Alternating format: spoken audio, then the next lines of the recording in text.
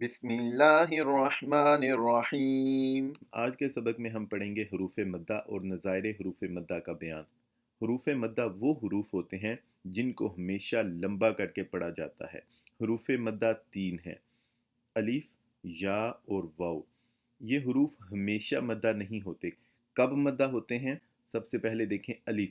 جب الف خالی از حرکت ہو، اس کے اوپر یا نیچے کوئی حرکت نہ ہو اور اس سے پہلے زبر ہو، جیسے الف خالی ہے اور قاف پر زبر ہے، تو پھر کیا کریں گے کہ اس سے پہلے والے حرف یعنی قاف کو لمبا کر کے پڑھیں گے۔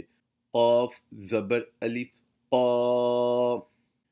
دوسرا حرف دیکھیں، یا ساکن اور اس سے پہلے زیر ہو، تو کیا کریں گے؟ اس سے پہلے والے حرف کو لمبا کر کے پڑھیں گے۔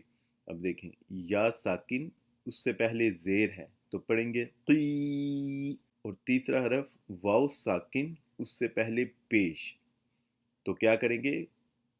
واو سے پہلے والے حرف کو لمبا کر کے پڑھیں گے۔ اس قاف کو لمبا کریں گے، قاف پیش واو قو۔ اس کے بعد دیکھیں نظائر حروف مدہ۔ نظائر حروف مدہ بھی تین ہیں: کھڑی زبر، کھڑی زیر، الٹا پیش۔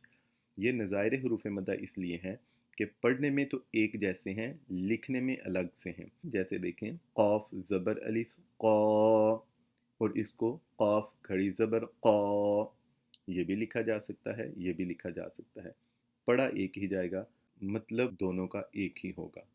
ان کی مقدار دو حرکتوں کے برابر ہوتی ہے، یا درمیانی رفتار سے انگلی کو کھولنا یا بند کرنا۔ اس میں جتنا وقت لگتا ہے اتنا لمبا حروف مدہ کو کیا جاتا ہے۔ نظائر حروف مدہ اور حروف مدہ یہ لکھنے میں تو الگ الگ طرح سے ہیں، لیکن پڑھا ان کو ایک ہی طرح جاتا ہے۔ جیسے قاف زبر الف قا، یہ بھی لکھا جا سکتا ہے، اور قاف کھڑی زبر قا، یہ بھی لکھا جا سکتا ہے۔ اب دونوں صورتوں میں پڑھا اسی طرح ہی جائے گا، قال قال۔ اسی طرح یا ساکن اس سے پہلے زیر ہو یا کھڑی زیر ہو، ایک ہی بات ہے، لکھنے میں الگ الگ ہیں، پڑھنے میں ایک ہے، قیل قیل۔ اسی طرح قاف پیش و قو ہو یا قاف الٹا پیش قو ہو، لکھنے میں الگ الگ طرح سے ہیں، پڑھا ایک ہی طرح جائے گا، قو قو۔